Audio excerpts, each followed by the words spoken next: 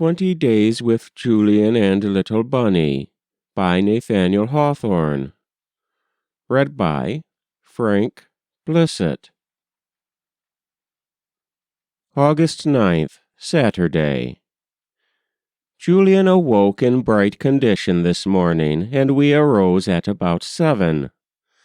I felt the better for the expedition of yesterday, and asking Julian whether he had a good time, he answered with great enthusiasm in the affirmative, and that he wanted to go again, and that he loved Mr. Melville as well as me and as Mamma and as Una. It being so fair and fine weather last night, it followed as a matter of course that it should be showery this morning, and so it was.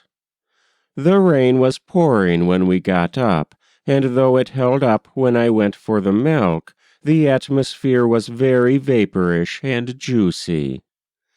From all the hillsides mists were streaming up, and Monument Mountain seemed to be enveloped as if in the smoke of a great battle.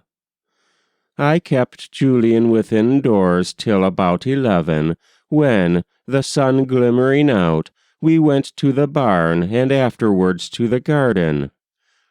The rest of the time he had played at jackstraws and ridden on his horse, and through all and above all has deafened and confounded me with his interminable babble.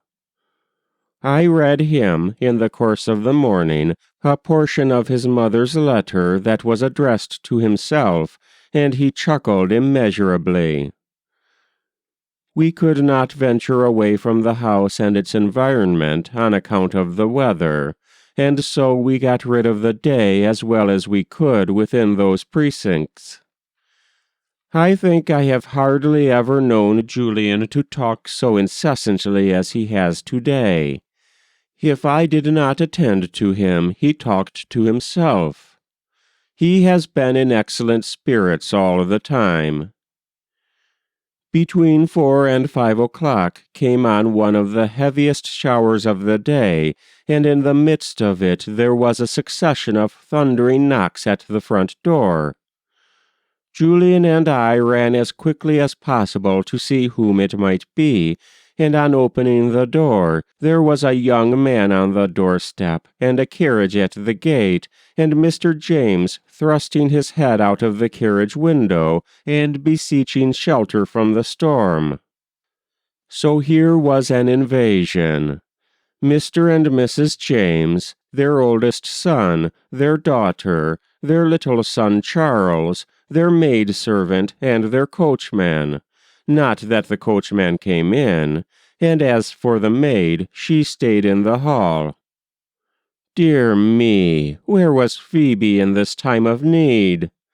All taken aback as I was, I made the best of it.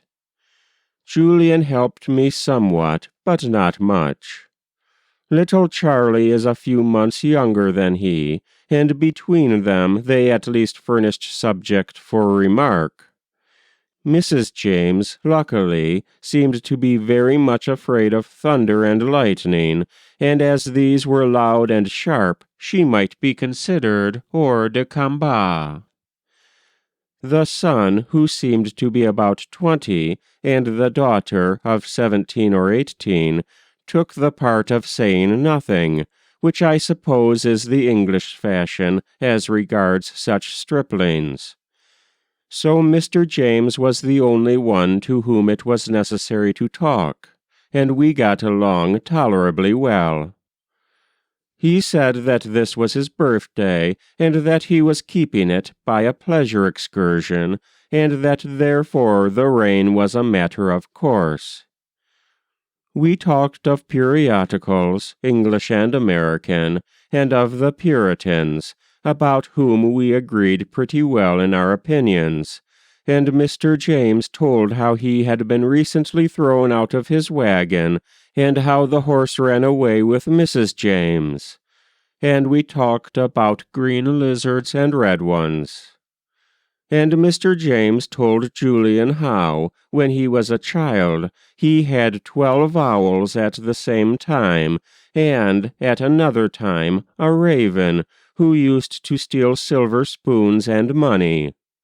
He also mentioned a squirrel and various other pets, and Julian laughed most obstreperously.